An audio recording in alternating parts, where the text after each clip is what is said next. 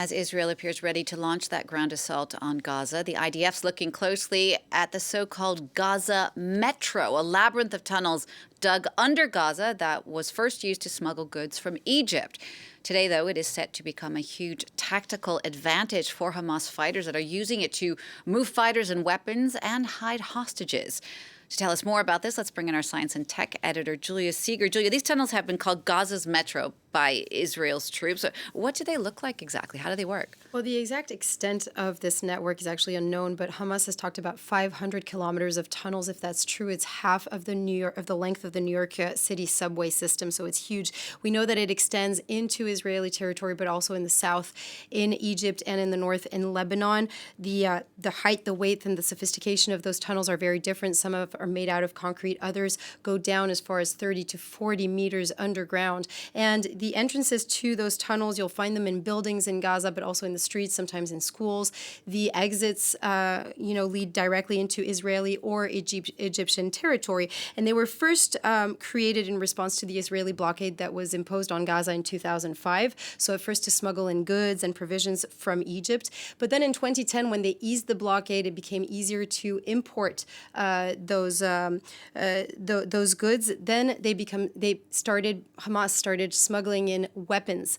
And when that happened, Cairo decided to get rid of those exits on its territory. And we think that that's actually what pushed Hamas to start manufacturing those weapons inside of its territory. And we believe that in those tunnels, they're also assembling some of the weaponry. Now, in 2021, Israel decided to launch this huge air campaign to get rid of those tunnels. But just a few months after that, Abu Hamza, a spokesperson for the military wing of the Islamic Jihad resistance movement, said that they had already been reconstructed.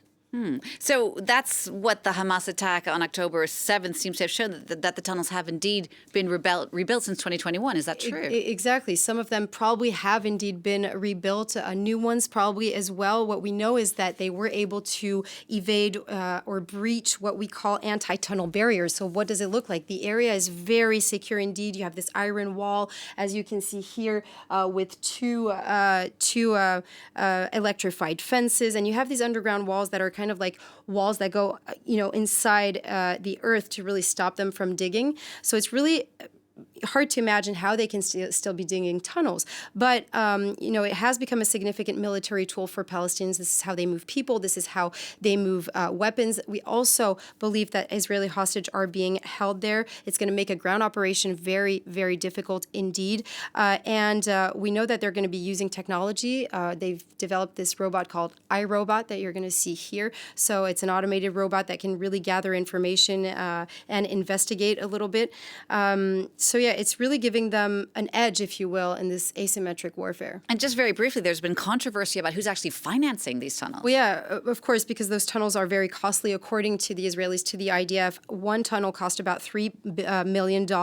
You need 350 truckloads of construction material. And so some European leaders here are raising the possibility that some of the international humanitarian aid may have been embezzled. The EU's foreign policy chief has denied the allegations, but more and more we're hearing these voices that are saying that we need to investigate that possibility. Julia, thank you so much for that. That's our science and tech editor, Julia Seeger, taking a look at what's known as the Gaza Metro.